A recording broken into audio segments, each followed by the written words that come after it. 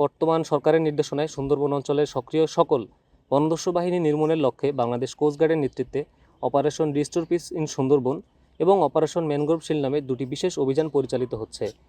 এই অভিযানের ধারাবাহিকতায় অপারেশন ম্যানগ্রোভ শিল্ডের আওতায় অভিযান পরিচালনা করে সুন্দরবনের কুখ্যাত ডাকাত জনাব বাহিনীর 3 জন সক্রিয় সদস্যকে অস্ত্র ও গোলাবারুদ সহ আটক করা হয়। গোপন তথ্যের ভিত্তিতে জানা যায়, সুন্দরবনের কুখ্যাত ডাকাত জনাব বাহিনীর সদস্যরা সাতক্ষীরার শ্যামনগর থানাধীন কালিঞ্চি সুইচগেট সংলগ্ন এলাকায় অবস্থান করছে। প্রাপ্ত তথ্যের ভিত্তিতে গত 9 জুন 2026 মঙ্গলবার সন্ধ্যা 6টায় কোস্টগার্ড স্টেশন কৈখালী কর্তৃক উক্ত এলাকায় একটি বিশেষ অভিযান পরিচালনা করে সুন্দরবনের কুখ্যাত ডাকাত জনাব বাহিনীর 3 জন সক্রিয় সদস্যকে আটক করা হয়।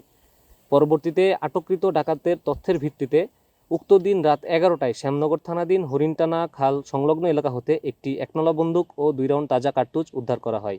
আটককৃত ডাকাত আজিবর গাজী, রবিউল গাজী এবং ফারুক হোসেন সকলেই সাতক্ষীরা জেলার শ্যামনগর থানার বাসিন্দা। Lily premium gold soap 24 carat gold এনে দেয় রিয়েল গোল্ডেন গ্লো।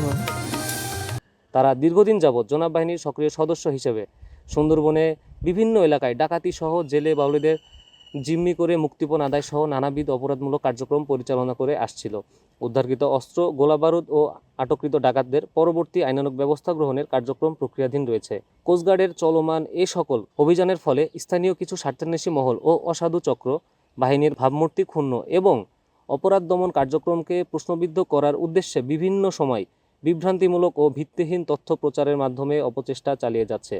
অপপ্রচার থাকা সত্ত্বেও কোস্টগার্ডের দস্যু দমন অভিযান অব্যাহত থাকবে। সুন্দরবনকে সম্পূর্ণরূপে দস্যুমুক্ত ও নিরাপদ রাখতে বাংলাদেশ কোস্টগার্ডের নিয়মিত অভিযান ও গোয়েন্দা তৎপরতা অব্যাহত থাকবে।